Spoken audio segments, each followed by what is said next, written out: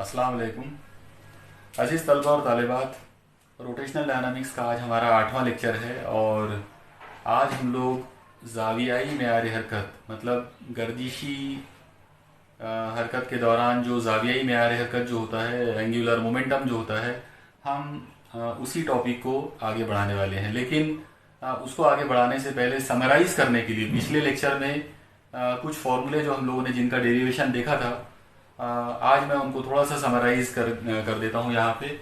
देखिए, हमने सबसे पहले देखे थे कि जमूद का मेयार असर जो है मोमेंट ऑफ इनर्शिया वो होता है summation m into R square. आमतौर पे ये फार्मूला उस वक्त अप्लीकेबल होगा जब ज़र्रात एक दूसरे से अलहदा हों और कम भी हों, महदूद हों। लेकिन मान लीजिए कि अगर कोई जिस्म जो है वो ठोस है और वो एकदम मुस्तहकम है कि यूनिफॉर्मिटी उसमें है, होमोजीनियस बॉडी है, तो ऐसे टाइम पर हम इस फार्मूले को चेंज करके इंटीग्रेशन में इस्तेमाल करेंगे। यानी समेशन हट जाएगा और उसकी जगह पर इंटीग्रेशन आ जाएगा और फार्मूला बनेगा R square into D M, क्योंकि हम वहाँ पर मासेस जो है, कमैयतें जो है, उनका डिस्ट्रीब्यूशन के अतबार से हम देखेंगे। इसको कैसे अप्लाई करना है वो हम लोग आगे चलकर देखने वाले हैं। इसके बाद हम लोगों ने तीन अलग अलग चीज़ें पढ़ी थी। एक था गर्दिशी तवानाई बिल हरकत मतलब रोटेशनल काइनेटिक एनर्जी। तो रोटेशनल काइनेटिक एनर्जी का जो फॉर्मूला हमको मिला था वो था half I into omega square. तो रोटेशनल काइनेटिक एनर्जी का जमूद के मेयार असर के साथ में ये ताल्लुक हमको नजर आया था।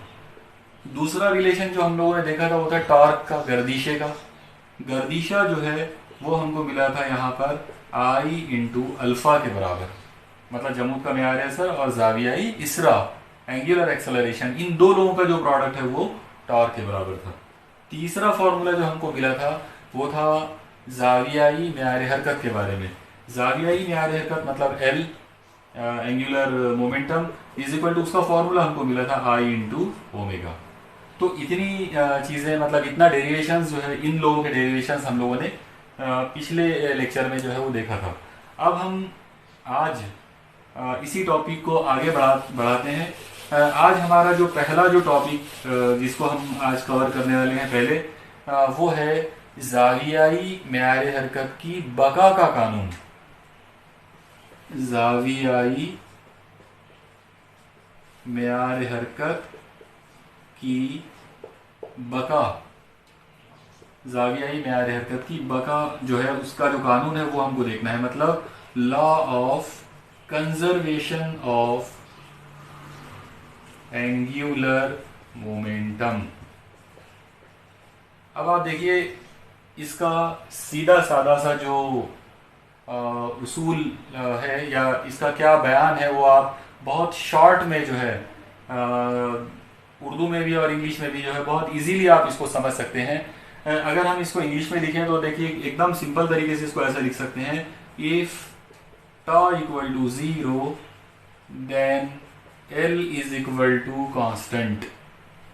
ये जो छोटा सा मैंने स्टेटमेंट यहाँ पे लिखा हूँ इसी को बोलते हैं जावियाई मेयार हरकत की बका का कानून।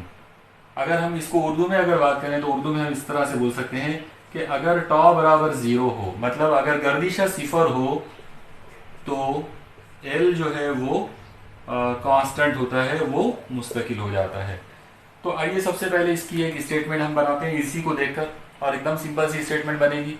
जो जो डेफिनेशन यहाँ पर इस कानून की बनने वाली है वो ये है कि अगर किसी जिस्म पर अमल करने वाला बैरूनी गर्दिशा 0 हो तब उसका जावियाई मेयार हरकत मुस्तकिल हो जाता है।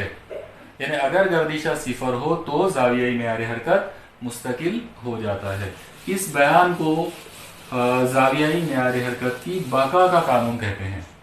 तो यहाँ पर आप देखिए कि ये स्टेटमेंट तो हो गया। इस स्टेटमेंट के दो पार्ट हैं, अगर वाला पार्ट शर्त है और तब वाला जो पार्ट है तो वो उसका रियल स्टेटमेंट है कि जावियाई मेयार हरकत मुस्तकिल कब होगा, जब गर्दिशा 0 होगा।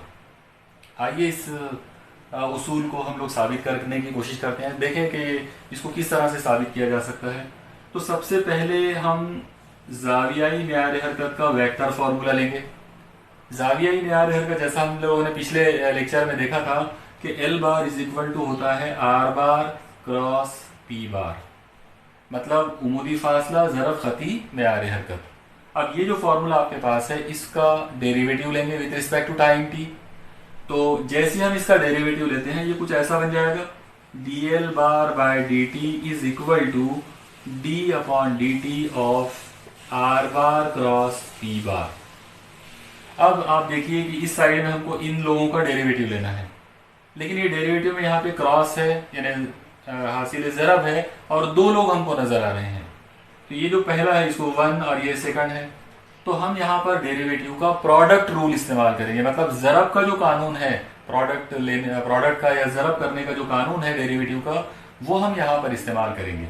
और वो कानून बहुत आसान है, वो ये है, उसका स्टेटमेंट आप याद रखो, वो है first into derivative of second plus second into derivative of first. एकदम इजी वे में आप इसको ऐसा याद रख सकते हो, first into derivative of second plus second into derivative of first. अब देखिए इसको किस तरह से करेंगे, D L bar by D T is equal to, अभी जैसा मैंने आपको बताया था, first into derivative of second, first यानी आर, यह आ जाएगा are bar into derivative of second, इसका मतलब हो जाएगा D V bar by D T, उसके बाद आएगा प्लस, और प्लस के बाद आएगा सेकंड, सेकंड मतलब P bar into derivative of first मतलब D R bar by D T.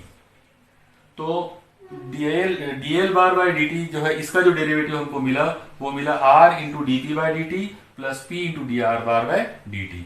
अब हम इसको थोड़ा सा और आगे सॉल्व करते हैं, ये आ जाएगा D L bar by D T is equal to, आप देखिए इस ब्रैकेट में गौर कीजिए पहले, आर बार क्रॉस, यहाँ पे है D P bar by D T, D P का मतलब है rate of change in linear momentum और अपॉन में टाइम है, मतलब rate of change of linear momentum, मतलब ये कि ये खती मेयार हरकत की तब्दीली की शरह है। और खती मेयार हरकत की तब्दीली की शरह न्यूटन का जो दूसरा कानून हरकत है, सेकंड लॉ ऑफ मोशन जो है, उसके मुताबिक rate of change of angular linear momentum जो है वो हमेशा फोर्स होती है। इसका मतलब ये जो नंबर हमको यहाँ दिख रहा है D P by D T, ये न्यूटन के दूसरे कानून के मुताबिक ये कुवत है। तो इसकी जगह पर हम यहाँ पर फोर्स ले सकते हैं, तो are bar cross D P by D T की जगह पर फोर्स आ गया प्लस, अब यहाँ पर आप देखिए इस जगह पर ये जो पी है खती में आ रहे हरकत, इसका मतलब होगा कमैया ज़रब रफ्तार खती रफ्तार, तो पी की जगह पर हम ले सकते हैं कमैया ज़रब खती रफ्तार इनटू, अब बाजू में आप देखिए D R bar by D T, D R का मतलब होता है फासला या डिस्प्लेसमेंट और अपॉन में है टाइम, तो ये हो जाएगा rate of change of displacement मतलब हटाव की तब्दीली की शरह, और हटाव की तब्दीली की शरह यानी खती रफ्तार, तो D R bar by D T का मतलब होगा खती रफ्तार, तो ये हो जाएगा वी बार। तो इस तरीके से हमने D P by D T की जगह पर एफ ले लिया न्यूटन के कानून के मुताबिक, और D R bar by D T की जगह पर हमने खती रफ्तार ले लिया खती रफ्तार की तारीफ के मुताबिक। इसको थोड़ा सा और सिंप्लीफाई करते हैं, ये आ जाएगा D L bar by D T is equal to, आप देखो आर इंटू एफ, अब R bar cross F bar जो है इसका मतलब होता है कि ये जो कुव्वत है आपने इसको उमूरी फासले के साथ ज़रब किए, जब आप कुव्वत को उमूरी फासले के साथ ज़रब करोगे तो ये गर्दिश आपको मिलेगा मतलब टॉर्क, तो are bar cross F bar जो है ये हमारा टॉर्क है, तो आर बार क्रॉस एफ बार की जगह पे टॉ बार आ गया प्लस एम जो है वो कांस्टेंट है, कभी जिस्म की कांस्टेंट होती है किसी भी हरकत में, हम उसको बाहर कर देंगे तो एम बाहर हो गया। अब यहाँ पर अंदर जो चीज़ बची है वो है V bar cross V bar. Okay, मुझे उम्मीद है यहाँ तक आपको पूरा ये समझ में आया होगा। अब हम थोड़ा सा और मैथमेटिक्स पढ़ते हैं इसके ताल्लुक से। आप लोग देखिए यहाँ पर हमको ये एक ख़ास चीज़ नज़र आ रही है, वी बार क्रॉस वी बार, मतलब वी बार एक वेक्टर है और आप उसी को अपने आप के साथ क्रॉस ले रहे हो, तो आप एक रूल याद रखिए क्रॉस प्रोडक्ट का कि अपने आप के साथ में किसी भी वेक्टर का अगर आप क्रॉस लेंगे तो उसका जवाब 0 होगा। जैसे अगर मान लो कोई वेक्टर ए बार है, आप उसका क्रॉस ले रहे हो उसी के साथ में, तो इसका जो जवाब है वो 0 आएगा। कोई दूसरा वेक्टर है मान लीजिए बी बार, आप उसका क्रॉस प्रोडक्ट ले रहे हो उसी के साथ में, वो आ जाएगा 0। तो किसी भी वेक्टर का, दुनिया का कोई भी वेक्टर अगर आपने लिया और उसका क्रॉस प्रोडक्ट उसी के साथ में अगर लेते हैं, उसका जवाब जो है वो हमेशा 0 आएगा। तो अब ये चीज़ हम यहाँ पर इस्तेमाल करेंगे इस जगह पर। जैसे हम इस चीज़ को यहाँ पे इस्तेमाल करते हैं, ये कुछ ऐसा बन जाएगा D L bar by D T is equal to, पहला नंबर हमको मिला है टॉ, और उसके बाद है प्लस एम, और ब्रैकेट में जो नंबर आएगा वो है ज़ीरो, क्योंकि V bar cross V bar is zero. लेकिन जब आप ज़ीरो से एम को मल्टीप्लाई करोगे तो पूरा जवाब ही ज़ीरो हो जाता। तो एम इंटू ज़ीरो यानी ज़ीरो, और इस तरीके से हमारा फॉर्मूला जो हमको मिलेगा वो ये है। तो आप लोग देखिए हमारे पास एक बिल्कुल नया एक नई स्टेटमेंट या एक नया एक डेफिनेशन हमको बल्कि यहाँ पर मिल गई है। हमको ये मिला कि टॉर्क जो है वो rate of change of angular momentum होता है।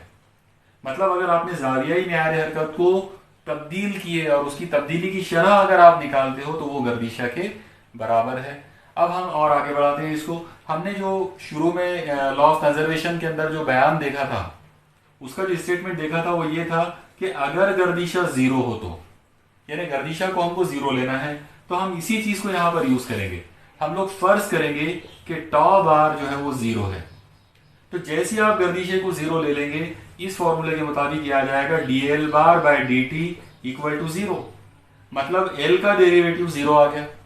अब मैथमेटिक्स का डेरिवेटिव का एक बहुत ही सिंपल सा एक रूल है कि जो नंबर जो चीज कांस्टेंट होती है, जो तभी मिकदार कांस्टेंट होती है, उसका डेरिवेटिव जीरो होता है।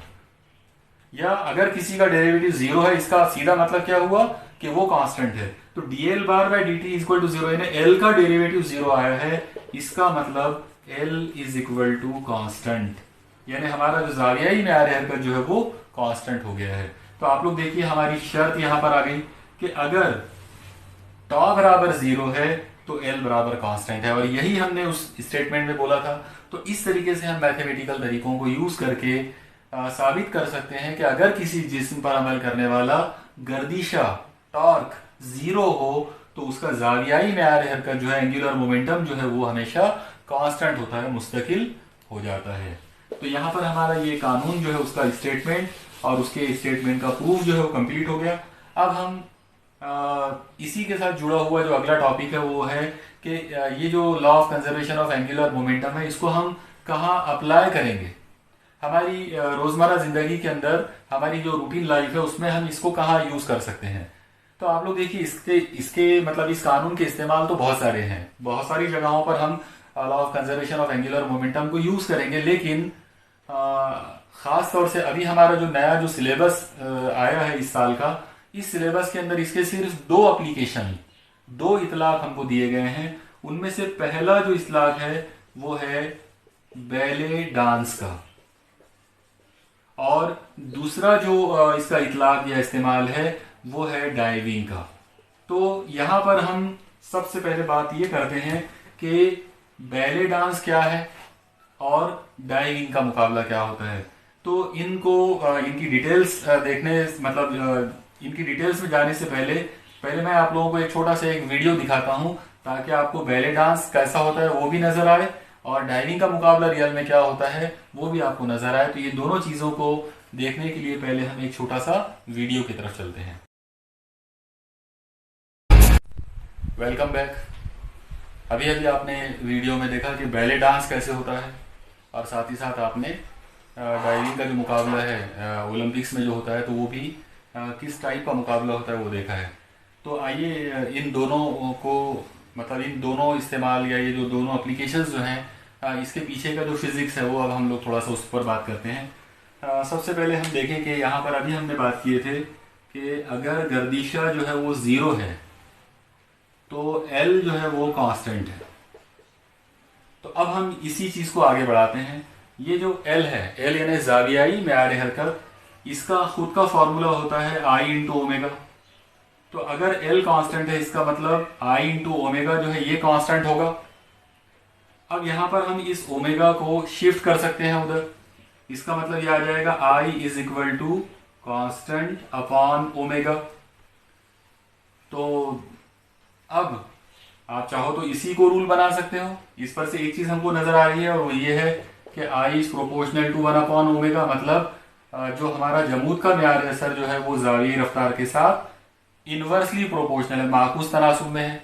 अगर आप जमूद का म्यार असर बढ़ाओगे तो जावियाई रफ्तार कम होगी, अगर आप जमूद का म्यार असर कम करोगे जावियाई रफ्तार बढ़ेगी। आप इसी चीज को तवातिर में मतलब फ्रीक्वेंसी में भी कन्वर्ट कर सकते हो। हम इसको ऐसा कर सकते हैं I is equal to constant upon ये जो ओमेगा है, अगर आप इसको तवातीर में कन्वर्ट करेंगे तो ये आ जाएगा 2 पाई × n। अब आप देखिए कांस्टेंट और 2 पाई n मतलब ये पूरा का पूरा जो नंबर है ये कांस्टेंट है, तो इक्वल टू और ये कांस्टेंट को अगर हटा दिया जाए तो ये हो जाएगा I प्रोपोर्शनल टू 1/n। मतलब यहाँ हमको एक नया रूल जो है वो ये मिला कि अगर किसी जिस्म का जमूद का मेयार असर बढ़ाते हैं तो उसके घूमने की तावातीर, उसके घूमने की फ्रीक्वेंसी जो है वो कम होगी, और अगर मान लो उसका जमूद का मेयार असर कम करते हैं तो उसकी तावातीर जो है वो बढ़ेगी। यानी जमूद का मेयार असर और गर्दिशी तावातीर एक दूसरे के साथ माकूस तनासुब में है। अब इस चीज़ को अगर यूज़ करना है तो जैसा कि मैंने अभी आपको बताया था कि इसके दो जगह पर एप्लीकेशंस है, बैले डांस में और डाइविंग में। तो मैं यहाँ पर आपको सिर्फ उसको एक्सप्लेन करके बताता हूँ। आप लोग देखिए बैले डांस के दौरान इमेजिन कीजिए आप कि मान लो ये जो लाइन है ये एक महवर है, महवर गर्दिश है, और इस जगह पर आपको एक बैले डांसर को इमेजिन करना है। मान लीजिए कि ये बैले डांसर है, तो बैले डांसर के जो हाथ हैं उसको मैं दो अलग अलग पोजीशन में बनाऊंगा। पहली पोजीशन में उसकी इस तरह से बनाता हूँ, मतलब दोनों हाथ उसके फैले हुए हैं। अब दूसरी पोजीशन अगर लेते हैं तो दूसरी पोजीशन के अंदर हम बैले डांसर को ये इस तरह से इमेजिन कर सकते हैं कि मान लीजिए ये इस तरीके से ये उसके दोनों पैर हैं और यहाँ पर उसके दोनों हाथ जो है वो ये इस तरह से है। अब आप देखिए ये दो अलग अलग पोजीशंस में इस पोजीशन में उसने अपने हाथ फैला रखे हैं और इस पोजीशन में उसने अपने हाथों को करीब कर लिया जिस्म के। जब उसने हाथ फैला के रखा है तो ये जो फासला है ये है आर, और जैसा आप देख रहे हो कि आर बढ़ गया है। अब आर का ताल्लुक होता है, आपको मालूम है कि जमूद का मेयार असर होता है समेशन ऑफ m × r²। यहाँ पर आर की कीमत ज़्यादा है, जब आर की कीमत ज़्यादा होगी तो ऑटोमेटिक यहाँ पर आई की कीमत ज़्यादा हो जाएगी, मतलब जमूद का मेयार असर जो है वो बढ़ जाएगा। अब जैसी जमूद का मेयार असर बढ़ेगा तो इसके घूमने की जो तवातीर है वो तवातीर डाउन हो जाएगी। अब आप यहाँ पे गौर करें, यहाँ पर ये वाला जो फासला है ये आर है, मतलब महवर के साथ उसका जो हाथ है वो एकदम करीब है, उसकी बॉडी को उसने एकदम करीब कर लिया है। तो क्योंकि आर एकदम कम है, इसका मतलब इस फॉर्मूले के मुताबिक इसका जमूद का मेयार असर एकदम डाउन हो जाएगा, और अगर जमूद का मेयार असर कम है इसका मतलब यह है कि उसके घूमने की तवातीर जो है वो बढ़ जाएगी। तो इस तरह से बैले डांस के दौरान, मतलब जो डांसर जो होता है वो बैले डांस के दौरान अपने हाथों को इस्तेमाल करके अपने स्पीड को, अपने घूमने की जो उसकी जो स्पीड है, उसकी घूमने की जो तवातीर है उसको वो कंट्रोल करता है। जब उसे स्लो घूमना होता है, मतलब अचानक अगर मौसीकी जो है, म्यूजिक जो है वो अचानक अगर स्लो हो जाए और उसे धीरे धीरे अगर घूमना हो तो वो अपने हाथ फैला देगा। जैसे हाथ फैलाएगा उसका मोमेंट ऑफ इनर्शिया बढ़ जाएगा, नतीजे में तवातीर कम हो जाएगी। अचानक अगर उसका म्यूजिक जो है वो तेज हो जाता है और उसे अगर तेजी से घूमना होता है तो वो एक्स्ट्रा एनर्जी नहीं लगाएगा, बल्कि वो सिंपली क्या करेगा, वो अपने दोनों हाथों को जिस्म के करीब ला लेगा। जैसे ही वो अपनी बॉडी को सुकड़ लेगा, अपने बॉडी के करीब कर लेगा, वैसे ही उसका जो मोमेंट ऑफ इनर्शिया है वो डाउन हो जाएगा फासला कम होने की वजह से, और इसलिए उसकी घूमने की जो तवातीर है वो बढ़ जाएगी। तो इस तरह से बैले डांसर जो है वो law of conservation of angular momentum को इस्तेमाल करता है अपने डांस के दौरान। आइए अब हम थोड़ा सा डाइविंग का जो मुकाबला है उस पर भी हम थोड़ी सी बात कर लेते हैं। अभी जैसा आपने देखा कि डाइविंग के मुकाबले के अंदर ऊपर एक ऐसा प्लेटफॉर्म होता है, यहाँ पर इस जगह पर एक खिलाड़ी है ऊपर, और यहाँ इस जगह पर एक स्विमिंग पूल है। यहाँ पर स्विमिंग पूल जो है उसमें पानी है यहाँ पर, और इसको यहाँ पर छलांग लगाकर ऐसा हवा में उसको सर्कल पूरे करना होते हैं। तो अब आप यहाँ पर इमेजिन कीजिए, मान लो कि ये जो खिलाड़ी है इसने हवा में छलांग मारा और छलांग लगाने के बाद इसकी पोजीशन कुछ तो भी ये ऐसी हो गई इस अंदाज में।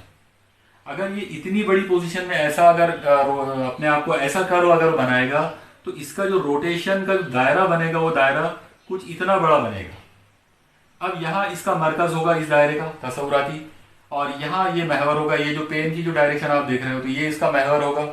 इस लिहाज से ये वाला जो फासला है ये रहेगा आर। अब क्योंकि इसने अपने बॉडी को ज्यादा फोल्ड नहीं किया है इसलिए इसका आर जो है, इसके लिए ये जो फासला ये ज्यादा रहेगा। और अब अगर इसका ये फासला अगर ज्यादा है इसका मतलब ये हुआ कि इसका जो जमूद का मेयार असर होगा समेशन m × r² के फॉर्मूले के हिसाब से, क्योंकि आर ज्यादा है इसलिए इसका जमूद का मेयार असर भी ज्यादा होगा। और जैसे ही इसका मोमेंट ऑफ इनर्शिया बढ़ेगा इसकी तवातीर जो है वो डाउन हो जाएगी। इसका मतलब ये हुआ कि अगर इसने अपने बॉडी को ज़्यादा फोल्ड नहीं किया तो जमूद का मेयार असर तो इसका ज़्यादा रहेगा, लेकिन इसके घूमने की तवातीर कम हो जाएगी। मतलब ये ज़्यादा सर्कल नहीं बना पाएगा पानी में पहुंचने से पहले। ये मुश्किल से 1-2 सर्कल कंप्लीट करेगा और उसके बाद पानी में पहुंच जाएगा। तो जाहिर सी बात है यहाँ इसकी तवातीर कम थी। अब आप इमेजिन करो एक दूसरा खिलाड़ी है और उस दूसरे खिलाड़ी ने अपने बॉडी को इस तरीके से उसने अपने आप को फोल्ड किया है, यानी इतना ज़्यादा उसने फोल्ड कर लिया, बहुत ज़्यादा, पूरी तरह से वो बहुत ज़्यादा ऐसा इलास्टिक, बहुत ही फ्लेक्सिबल उसकी बॉडी है मान लो, और उसने बहुत फोल्ड कर लिया अपने आप को। तो जब ये सर्कल बनाकर जब ये घूमेगा तो आप इमेजिन कर सकते हो इसका छोटा सा सर्कल बनेगा ऐसा, ये इस सर्कल के अंदर यहाँ पे ऐसे घूमते जाएगा, रोटेट होगा, तो इसका महवर यहाँ से गुजरना है, ऐसे ये पेन जो है ये इसका महवर बन गया, इसके अतराफ ये ऐसा रोटेट हो रहा है। और अब इसका ये वाला फासला आप देखो, ये फासला कम है यार महवर के साथ उसकी बॉडी का जो फासला है, क्योंकि उसने बहुत फोल्ड किया है, बहुत सुकेड़ लिया है उसने अपने आप को, इसलिए उसका आर जो होगा वो कम होगा। और क्योंकि उसका फासला कम हो गया इसका मतलब उसका जमूद का मेयार असर डाउन हो गया। और law of conservation of angular momentum जो हमने अभी देखे थे उसके मुताबिक अगर जमूद का मेयार असर डाउन होता है तो उसकी तवातीर बढ़ जाएगी। इसका मतलब ये ज्यादा मरतबा कम वक्त में ज्यादा रोटेशन ये कंप्लीट करेगा और फिर बाद में ज्यादा राउंड्स कंप्लीट करके ये पानी में जाएगा। तो जाहिर सी बात है ये वाला जो खिलाड़ी है जिसने ज़्यादा रोटेशंस कंप्लीट किए ये जीतेगा इस कंपटीशन को। तो इस तरीके से डाइविंग का जो मुकाबला होता है उसके अंदर हम law of conservation of angular momentum को इस्तेमाल कर सकते हैं, या इस तरीके से उसको किया जाता है। मुझे उम्मीद है, बल्कि यकीन है कि आपको ये पूरा आर्टिकल जो है वो बहुत अच्छे से समझ में आया होगा। अब हम अपने अगले टॉपिक की तरफ चलते हैं। हमारा जो अगला जो टॉपिक हमको यहाँ पर अभी देखना है वो है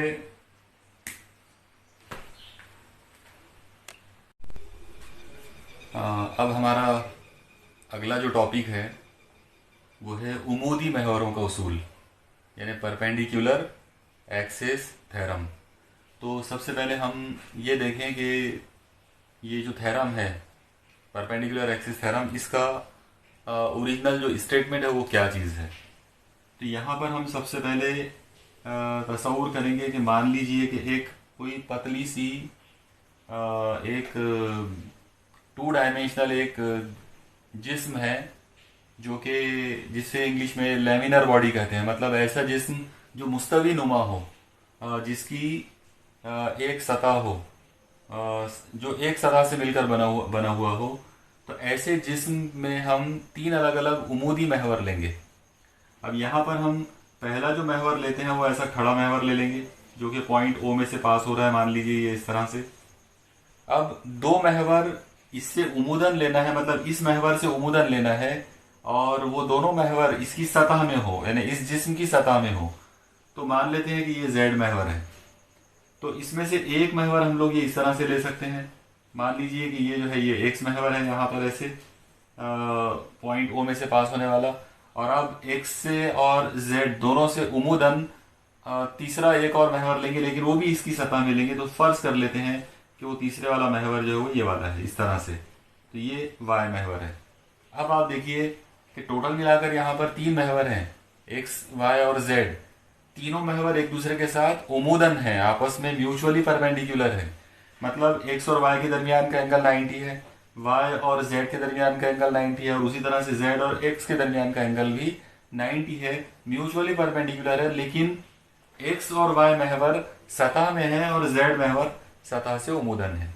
ऐसी हालत में अगर हम जेड महवर के लिए जमूद का मेयार असर निकालते हैं, मतलब आई जेड अगर निकालते हैं, तो उसकी कीमत जो है वो आ जाएगी आई एक्स प्लस आई वाई के बराबर। आई जेड यानी जमूद का मेयार असर उमूदी महवर के लिए, आई एक्स मतलब जमूद का मेयार असर एक्स महवर के लिए, आई वाई मतलब जमूद का मेयार असर वाई महवर के लिए। तो ये दोनों जो उफकन गुजरने वाले जो महवर हैं, सतह में से उफकन गुजरने वाले दोनों महवरों के लिए जमूद के मेयार असर का मजमुआ उमूदी महवर के जमूद के मेयार असर के बराबर होता है। इसे हम कहेंगे उमूदी महवरों का मसला या उमूदी महवरों का उसूल, परपेंडिकुलर एक्सिस थ्योरम। तो इसका बयान जो है यानी इसका जो स्टेटमेंट है वो आप याद कर लीजिए। इसका स्टेटमेंट है कि किसी भी मुस्तवी नुमा पतले जिस्म की सतह से उमूदन गुजरने वाले महवर के लिए जमूद का मेयार असर बाकी बचे हुए जो दो महवर हैं जो उफकन गुजर रहे हैं उनके जमूद के मेयार असर के मजमुए के बराबर होता है। और इस तरह से फॉर्मूला बनेगा I Z is equal to I X plus I Y. ये हमारा उमूदी महवरों का उसूल हो गया। अब हम यहाँ पर इस उसूल को या ये जो हमारा थेरम जो है तो इसको हम प्रूफ करेंगे। इसको प्रूफ करने के लिए हम वैसे तो ये डायग्राम यूज कर सकते हैं जो अभी आपके सामने दिख रही है, लेकिन मुनासिब ये होगा कि हम एक थोड़ा सा और अलग फिगर यहाँ पर हम बना लेते हैं। आप देखिए, मान लो कि हमने एक पतले से एक लैमिनर बॉडी को लिया और इस पतले से लैमिनर बॉडी की सतह में से एक महवर जो है वो ये वाला गुजर रहा है जो कि एक्स महवर है, और ये जो है तो ये वाई महवर है। और ये जैसा कि दिख रहा है आप लोगों को ये दोनों भी 90 डिग्रीज पर है। इसके बाद एक तीसरा महवर हम लोग यहाँ पे ले सकते हैं, लेकिन जो तीसरा महवर होगा तो उसको हम ऐसा उमुदन समझेंगे। मतलब इस बोर्ड से, ये जो व्हाइट बोर्ड है, इससे उमुदन वो ऐसे गुजरेगा। अब जाहिर है वो ऐसा तो हम उसको हवा में बना नहीं सकते हैं, इसलिए उसको हम बताने के लिए यहाँ पर ये इस तरीके से हम उसको बता देते हैं। तो मान लो कि ये जो रेड कलर में जो आप महवर देख रहे हो तो ये जेड महवर है और ये महवर इन दोनों से मतलब एक्स और वाई से और ये पूरी सतह से उमुदन गुजर रहा है, यानी वो ऐसे गुजर रहा है यहाँ पे सामने। अब हम यहाँ पर इमेजिन करते हैं कि ये जो पॉइंट है तो ये ओ है, मतलब मबदा या ओरिजिन ले सकते हैं आप। इन तीनों महवरों का मबदा है वो ओरिजिन है। अब आप इस जिस्म का एक छोटा सा एक अंसरी हिस्सा, एक छोटा सा एलिमेंट्री पार्ट जो है वो आप इसका ले सकते हो। इमेजिन करो आप लोग कि यहाँ पर मैंने एक छोटा सा एलिमेंट्री पार्ट लिया हूँ जिसका नाम है पी और जिसकी कमैयत है डीएम। मतलब उसकी जो कमैयत है वो हम लोग हमेशा डिफरेंशियल फॉर्म में लेंगे डीएम। तो इस पी हिस्से के तीनों महवरों के लिए अलग अलग फासले होंगे। अगर मैं इसका फासला यहाँ पर एक्स महवर से अगर लेता हूँ तो ये फासला जो है आप देख रहे हो कि ये वाई से मुतवाजी हो रहा है, इसलिए हम लोग इसका नाम रखेंगे यहाँ पर वाई। अगर मैं इसका फासला वाई महवर से लेता हूँ ये इस तरह से, तो ये मुतवाजी होगा एक्स से, इसलिए मैं इसका नाम एक्स रख सकता हूँ यहाँ पर। इसको यहाँ पर भी दिखाया जा सकता है और ये वाई को यहाँ भी दिखा सकते हैं। उसी तरीके से अगर आप जेड महवर का फासला लेंगे तो इसका जेड महवर का फासला ये वाला होगा, हम इसका नाम आर रख सकते हैं। तो टोटल मिलाकर इस डायग्राम के अंदर जैसा आप देख रहे हो, इस डायग्राम में हमने एक बेतरतीब सा मुस्तवी नुमा एक पतला जिस्म लिए जो कि इंग्लिश में जिसे लेमिनर बॉडी या लेमिनर ऑब्जेक्ट कहेंगे। इसका जो टोटल जो मास है, मान लेते हैं कि इसका जो मास है वो कैपिटल एम है और इसका एक एलिमेंट्री पार्ट जो है वो ये वाला हिस्सा है। ये छोटा सा जो पार्ट दिख रहा है तो ये इसका एक एलिमेंट्री पार्ट है, एक छोटा सा हिस्सा जिसका नाम पी है और उसकी कमैयत डीएम है। और इसमें से हमने एक मुहद्दिदी निज़ाम तैयार किया तीन महवरों का, एक्स वाई और जेड का। इसमें से एक्स और वाई महवर सतह में से गुजरेंगे लेकिन जेड महवर सतह से उमूदन गुजरा, ऐसे खड़ा गुजर रहा है। तो जैसा कि ये डायग्राम से आपको नजर आ रहा है कि अगर आप एक्स महवर का पॉइंट पी का फासला एक्स महवर से अगर लोगे तो पॉइंट पी का एक्स महवर का फासला होगा वाई। अगर आप वाई महवर का फासला लेंगे तो वो होगा एक्स, और अगर आप जेड महवर का फासला लेंगे तो वो है आर। इस चीज को देखकर हम यहाँ पर जमूद के मेयार असर को लेकर तीन अलग अलग फॉर्मूले बना सकते हैं। पहला फॉर्मूला, अगर मैं यहाँ पर एक्स महवर के लिए अगर बनाता हूँ तो एक्स महवर के लिए हमारा जो फॉर्मूला यहाँ पर बनेगा वो आएगा I X is equal to integration. आप लोग देखिए, क्योंकि मुझे एक्स महवर के लिए यानी इस महवर के लिए इसको रोटेट कराना है और इसका जमूद का मेयार असर निकालना है, तो वो आ जाएगा ये वाले फासले का मुरब्बा। क्योंकि हमने फॉर्मूला देखा था ना, integration R square into D M, तो यहाँ पर आर का मतलब वाई है, इसलिए ये हो जाएगा Y square into D M. इसी तरीके से अगर मैं एक्स महवर अगर मैं वाई महवर के लिए जमूद का मेयार असर निकालता हूँ, मतलब अगर मैं इस जिस्म को ऐसे रोटेट कराता हूँ वाई महवर के लिए, तो जमूद का मेयार असर आ जाएगा I Y is equal to integration, इसका फासला जो है वो एक्स है, इसलिए हो जाएगा X square into D M. बिल्कुल ऐसे ही अगर हम जेड महवर के लिए जमूद का मेयार असर निकालते हैं तो आ जाएगा I Z is equal to integration, अब जेड महवर यहां से गुजर रहा है और इसका फासला पॉइंट पी से आर है, इसलिए ये हो जाएगा R square into D M. तो टोटल मिलाकर यहाँ पर हमने इस फिगर को देखकर तीन अलग अलग जमूत के मेयार ऐसा निकाल लिए। एक्स महवर के लिए I X is equal to integration Y square D M, Y महवर के लिए integration X square into D M, और जेड महवर के लिए integration R square into D M. अब आप देखिए इस फिगर में हम यहाँ पर जैसा आप देख रहे हो कि यहाँ पर दो हमको मुसल्लस नजर आ रहे हैं, दो राइट एंगल ट्रायंगल्स दिख रहे हैं मुतवाजी, मतलब क्या बोलेंगे उसको हम लोग, दो राइट एंगल ट्रायंगल जो यहाँ पे हमको नजर आ रहे हैं, इनमें से आप इस ट्रायंगल पर गौर कीजिए।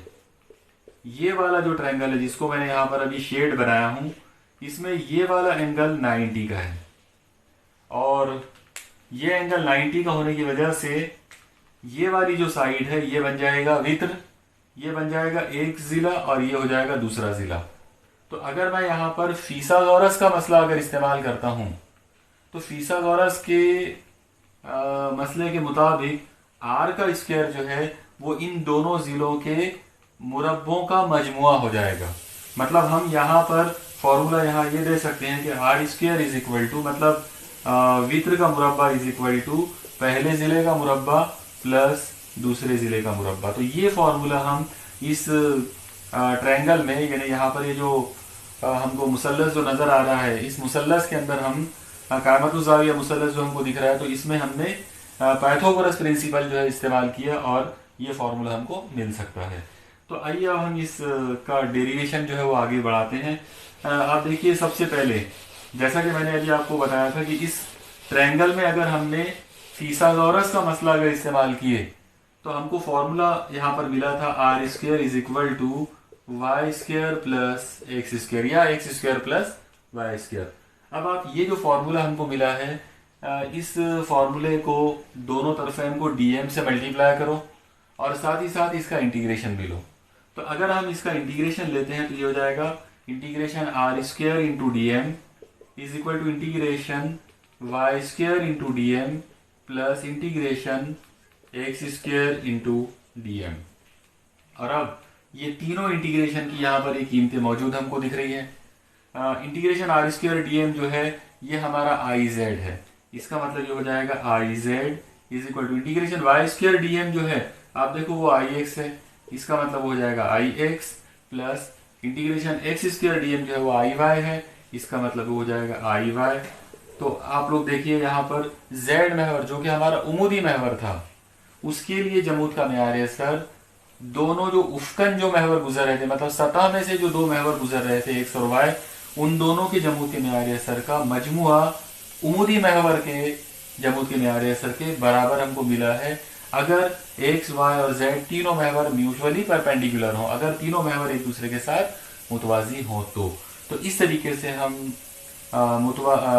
उमूदी महवरों का जो उसूल है, उमूदी महवरों का जो थ्योरम है, हम उसको प्रूफ कर सकते हैं एक सिंपल सी ज्योमेट्री को इस्तेमाल करके। मुझे यकीन है कि आपको ये आर्टिकल जो है ये समझ में आया होगा। आइए अब हम अपना दूसरा जो थ्योरम है इस चैप्टर का वो शुरू करते हैं। उसका नाम है मुतवाजी महवरों का उसूल या पैरेलल एक्सिस थ्योरम। तो आप लोग देखिए सबसे पहले इस थ्योरम को समझने से पहले हम यहाँ पर एक जिस्म लेते हैं। मान लो कि ये एक बेतरतीब सा जिस्म है और जैसा कि आपको पता है कि हर जिस्म के अंदर एक मरकज़ कमियत होता है, सेंटर ऑफ मास। तो हम यहाँ पर इमेजिन ये करेंगे कि मान लो यहाँ पर सेंटर ऑफ मास है जिसको हमने सी से जाहिर किया है। हमने शुरू में देखा था इस चैप्टर के कि मरकज़ कमियत एक ऐसा नुक्ता होता है, एक ऐसा पॉइंट होता है किसी भी जिस्म के अंदर जहाँ पर उस जिस्म की पूरी जो कमियत है वो उस जगह पर मरकूज होती है। आप उस जगह पर इस पॉइंट के ऊपर आप इस जिस्म को बैलेंस कर सकते हो या पूरे जिस्म की कमियत को यहाँ पर मरकूज माना जाएगा। तो ये हमारा मरकज़ कमियत है इस जिस्म का। हम इस मरकज़ कमियत में से एक महवर को जो है गुजारेंगे। मान लो कि ये महवर इसमें से गुजर रहा है हम इस महवर का कुछ एक नाम दे सकते हैं। सपोज करो कि वो Z1 है। तो अगर ये जिस्म इस महवर के अतराफ में अगर गोल घूमता है, यानी यहाँ पर अगर ये इस तरीके से अगर ये रोटेट होता है, तो इसका कुछ तो भी जमूद का मेयार असर बनेगा। हम उस जमूद के मेयार असर को आई सी से जाहिर करेंगे। आई सफिक्स सी का मतलब है moment of inertia for the axis passing through centre of mass. मतलब जमूद का मेयार असर ऐसे नुक्ते के, ऐसे महवर के लिए जो कि मरकज कमैयत से गुजर रहा है। अब हम एक नया नुक्ता लेंगे। हम लोग यहाँ से मतलब पॉइंट सी से कुछ दूरी पर एक आम नुक्ता लेंगे ओ यानी ऑर्डिनरी नुक्ता, ऑर्डिनरी पॉइंट। तो एक आम नुक्ता हमने लिया। अब हम पॉइंट ओ में से एक और महवर यहां से हम गुजारेंगे जो कि हमारे पुराने Z1 महवर से मुतवाजी होना चाहिए। तो अगर मैं यहां से एक महवर अगर गुजारता हूं ये इस टाइप से, तो आप देखिए कि ये महवर इसके साथ मुतवाजी हुआ। हम इस महवर का नाम Z2 रख सकते हैं। तो ओ पॉइंट जो है वो सी से कुछ दूरी पर है, मान लेते हैं कि वो फासला h है। अब अगर हमने इस पूरे जिस्म को यहां रोटेट किया, मतलब अगर वो इस महवर के अतराफ में ऐसे अगर वो रोटेट होता है, तो फिर इस पूरे जिस्म का जमूद का मेयार असर इस महवर के लिए कुछ अलग बन जाएगा। हम लोग उस जमूद के मेयार असर का नाम आई ओ रख सकते हैं। आई ओ का मतलब रहेगा moment of inertia for ordinary point. I C का मतलब है moment of inertia for centre of mass. मतलब ये मरकज कमैयत के लिए जमूद का मेयार असर है और ये ऑर्डिनरी नुक्ते, आम नुक्ते के लिए जमूद का मेयार असर है। अब इस जिस्म का अब हमको इस जिस्म का मतलब जमूद के मेयार असर के लिए इन दोनों के दरमियान का ताल्लुक देखना है। तो उसके लिए हम लोग एक चीज़ ये फर्ज करेंगे कि मान लो इस जिस्म का टोटल कमैयत जो है वो m है, और अब इस जिस्म का एक एलिमेंट्री पार्ट हम लोगों को तसव्वुर करना पड़ेगा। तो हम लोग यहाँ पर ऐसा तसव्वुर करते हैं कि इसका एक अंसरी जुज़, एक छोटा सा हिस्सा जो है वो इस मकाम पर है। यहाँ पर सपोज करो कि ये जो छोटा सा जो पॉइंट है, छोटा सा ये जो हिस्सा है, इसका नाम P है और इसकी जो कमैयत है वो dm है। तो अब जैसा कि आप लोग देख रहे हो, पॉइंट P या ये जो एलिमेंट्री पार्ट P जो है, इसका दोनों महवरों के साथ अलग अलग फासला होगा।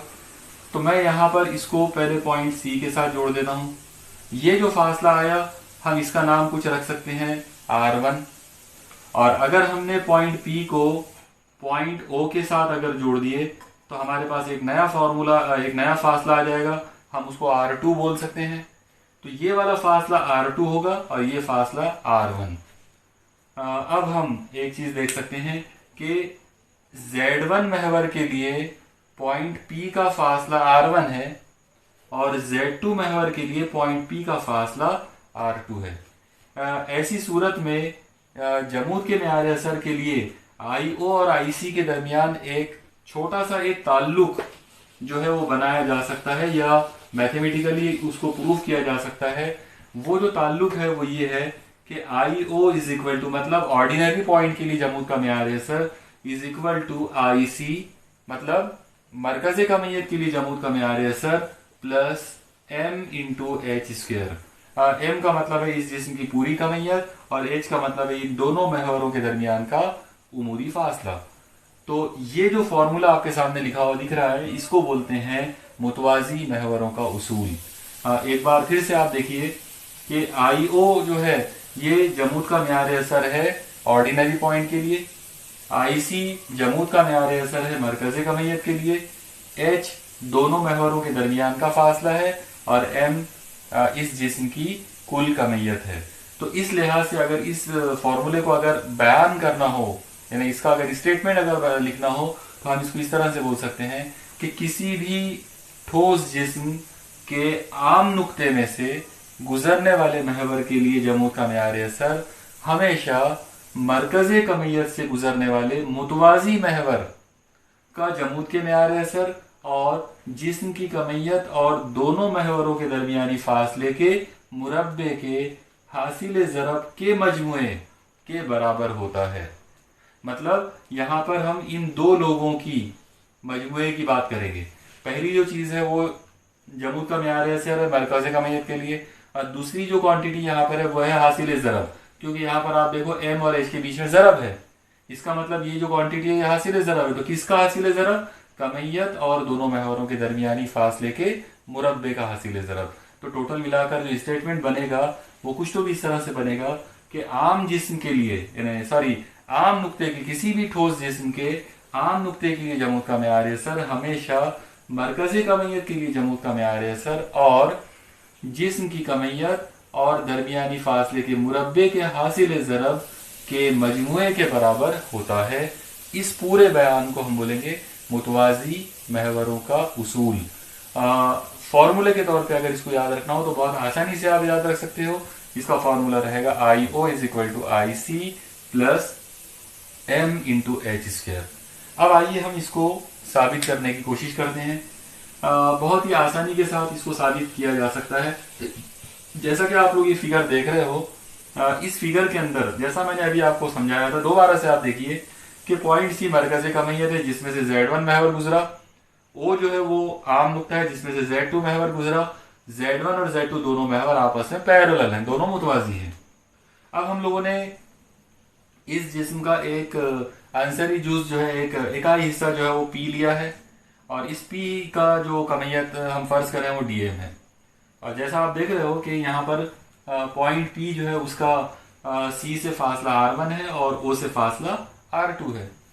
तो अब हम यहाँ पर ये ज्योमेट्री को कंप्लीट करने के लिए इस लाइन को हम कंटिन्यू करेंगे आगे और इस लाइन को यहाँ से लेकर यहाँ लेकर आ जाते हैं। सपोज करो कि ये पॉइंट का कुछ एक नाम हम रख सकते हैं। सपोज करो इसका नाम हमने N रख दिया है।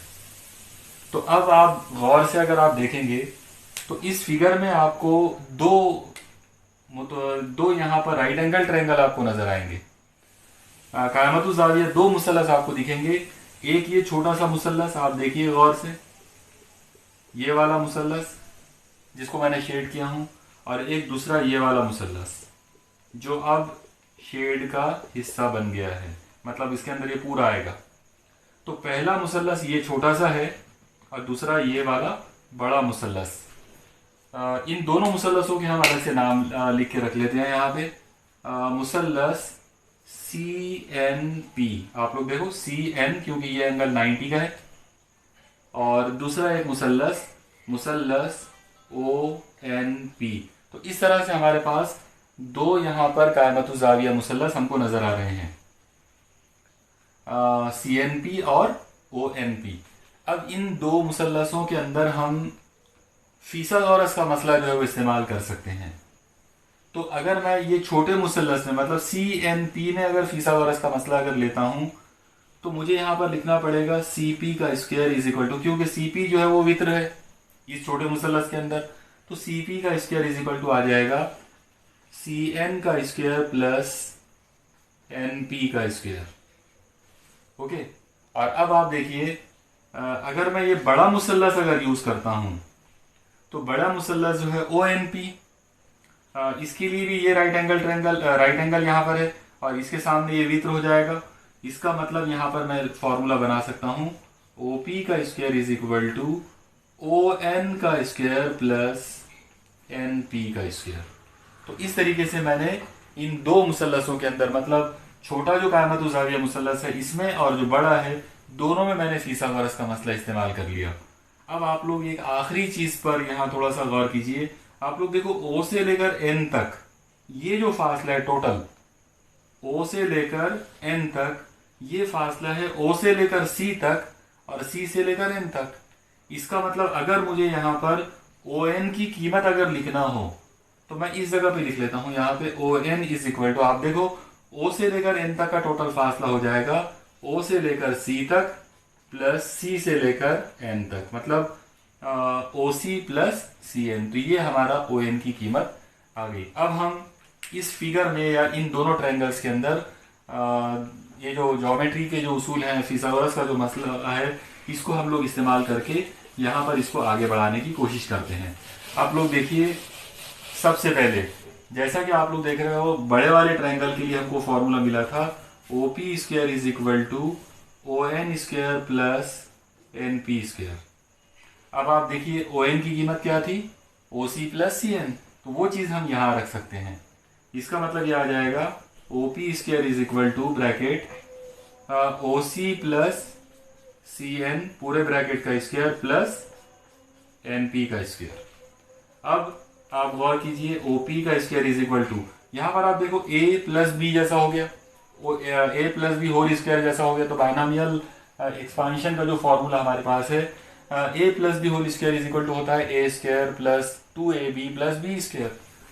तो वो फॉर्मूला आप यहाँ लगा सकते हैं। वो फॉर्मूला आ जाएगा O C square plus 2 times O C into C N plus C N का स्क्वायर। आप लोग देखो A square plus 2ab plus B square, वो फॉर्मूला हमने अप्लाई कर दिए। उसके बाद प्लस में यहाँ पर पहले से जो मौजूद है वो एन पी का स्क्वायर है। अब आप इस फॉर्मूले में इस नंबर पर गौर कीजिए जिसको मैंने अंडरलाइन किया हूँ, C N square plus N P square. आप देखो C N square plus N P square, ये हमारा सी पी स्क्वायर है, छोटे मुसल्लस में से हम लोगों ने मालूम किया था। हम ये चीज यहाँ ला के रख सकते हैं। इसका मतलब ये हो जाएगा O P square is equal to O C square plus 2 times O C into C N plus, ये दोनों मिलकर जो है, ये दोनों आप देखिए C N square plus N P square क्या है, ये सी पी स्क्वायर। तो यहां पर हम लिख सकते हैं सी पी स्क्वायर। अब ये जो कुछ भी आपके सामने अगर जो इक्वेशन वगैरह जो मिली है, मतलब फिथागोरस का मसला इस्तेमाल करके हमने जो कुछ भी मालूम किया है, उस फिगर में से हम कुछ और चीजें इसमें ला के रख सकते हैं। जैसे ओ से लेकर पी तक हमने R2 लिया था, तो ये हो जाएगा R2 का square is equal to O से लेकर सी तक का square plus 2 times O C into C N plus, अगर आप इसको देखेंगे सी से लेकर पी तक हमने इसको R1 लिया था, तो ये R1 का स्क्वायर हो जाएगा। अब ये जो फॉर्मूला आपके सामने जो दिख रहा है, ये जो पूरी इक्वेशन जो है, इसको आप दोनों तरफेन को जो कमियत हमने लिए थे एलिमेंट्री पार्ट की dm, तो हम इसको dm से मल्टीप्लाई करेंगे और उसके बाद साथ ही साथ हम इसका इंटीग्रेशन भी लेंगे। तो अगर हम दोनों साइड का इंटीग्रेशन अगर लेते हैं तो ये हो जाएगा integration R2 square into D M is equal to integration O C square into D M plus integration 2 times O C into C N into D M plus integration R1 square into D M. तो आप लोग देखिए दोनों side को पहले DM से multiply भी किया और साथ में इंटीग्रेट भी कर लिए। अब अगर आप इस पर गौर करेंगे, integration R2 square into D M, ये इंटीग्रेशन जो है ये जमूद का म्यार है सर जाहिर करेगा पॉइंट O के लिए, क्योंकि R2 जो है वो नुक्ता O का फासला था। इसका मतलब ये जो चीज है तो ये IO है, इसलिए मैं इसकी जगह पर IO ले सकता हूं। तो यहां पर इसकी जगह पर IO आ गया। इस साइड में आप देखो O से लेकर C तक जो है वो एक फासला है, तो हम O से लेकर C तक जो फासला हमने डायग्राम के अंदर देखा था वो फासला था H। इसका मतलब मैं इसकी जगह पर H ले सकता हूं और वो कांस्टेंट है, इसलिए मैं उसको इंटीग्रेशन के बाहर कर देता हूं। तो H स्क्वायर बाहर, बाजू में इंटीग्रेशन के अंदर बाकी बचेगा इंटीग्रेशन dm। इसके बाद प्लस यहाँ पर आप देखो 2 टाइम्स OC जो है वो H है, तो हम उनको भी बाहर कर सकते हैं। तो 2H बाहर, इंटीग्रेशन के अंदर जो चीज बचेगी वो है Cn into D M plus, अब आप इस पे गौर करो, integration R1 square into D M, R1 जो है वो नुक्ता C का फासला था, इस लिहाज से ये वाला जो इंटीग्रल है ये जमूद का म्यार है सर बन जाएगा पॉइंट C के लिए। इसका मतलब ये पूरा इंटीग्रेशन जो है ये बन जाएगा IC। तो आप देखो ये वाला इंटीग्रेशन IO बना, ये वाला जो आखिरी वाला इंटीग्रेशन है ये IC बन गया, और OC जो है वो H था तो वो हमने उसको कांस्टेंट की वजह से बाहर कर दिया। अब आप देखिए इस स्टेप के अंदर दो इंटीग्रेशन जो है उनके आपको कीमतें जो है वो ध्यान में रखना पड़ेगा। इंटीग्रेशन dm, इसका मतलब होता है कि उस जिस्म के जितने भी इकाई हिस्से होंगे उन सब की कमियतों का अगर मजमुआ लेते हैं जाहिर है वो आ जाएगा टोटल कमियत m, कैपिटल M। उसी तरीके से अगर आप integration Cn into D M, ये चीज अगर आप लोग लेते हैं तो ये इसकी कीमत जो है वो हमेशा 0 आएगी। ये इंटीग्रेशन का एक स्टैंडर्ड फॉर्मूला है। असल में C से लेकर n का मतलब ये होगा कि आप मरकज़ कमियत को पॉइंट C पे ला के इमेजिन कर रहे हो और पॉइंट C जो है वो खुद ही मरकज़ कमियत है। तो इस लिहाज से मरकज़ कमियत का अपने आप के साथ में जो फासला है वो 0 लेना पड़ेगा। और इस लिहाज से ये जो इंटीग्रल है ये 0 हो जाएगा। तो अगर आपने ये दोनों कीमतें यहाँ इस फॉर्मूले में लाकर अगर रखते हैं तो आप देखो ये फॉर्मूला जो है ये क्या बन जाएगा। ये होगा I O is equal to H square into integration D M जो है उसकी कीमत हो जाएगी capital M plus 2 times H, ये वाला जो इंटीग्रेशन है इसकी कीमत हो गई है 0 प्लस ये आखिरी वाला जो इंटीग्रेशन है वो है आई सी। तो इस तरीके से हमने तमाम वैल्यूज जो है वो इस इक्वेशन में ला के रख दिए। अब हम इसको तरतीब से लिख लेते हैं। आप लोग देखिए अगर इसको तरतीब से लिखा जाए तो ये आएगा आई ओ इज इक्वल टू वो जो आई सी है हम उसको पहले लिख लेते हैं प्लस ये एच स्क्वेयर एम है हम इसको लिख सकते हैं एम इंटू एच स्क्वेयर, और 0 की वजह से ये पूरी टर्म गायब हो गई। तो हमारे पास ये एक फॉर्मूला मिला I O is equal to I C plus M H square. आप लोग देखो यही हमारा मुतवाज़ी महवरों का उसूल है। इसमें ओ जो है ये आम नुक्ता है, ऑर्डिनरी पॉइंट है। सी जो है ये ख़ास नुक्ता है यानी मरकज़ी कमियत है। एच जो है वो दोनों महवरों के दरमियान का फासला है। तो टोटल मिलाकर हमको जो चीज़ मिली वो ये है कि आम नुक्ते के लिए जमूद का मेयार असर हमेशा मरकज़ी कमियत के लिए जमूद का मेयार असर और जिस्म की कमियत और दरमियानी फासले के मुरब्बे के हासिल ज़रब के मजमूए के बराबर होता है। मतलब I O is equal to I C plus M into H square. मुझे उम्मीद है कि आपको ये जो थ्योरम है ये समझ में आया होगा और उसका प्रूफ भी समझ में आया होगा। आज के इस लेक्चर में हम यहाँ अब रुक जाते हैं। अस्सलाम वालेकुम।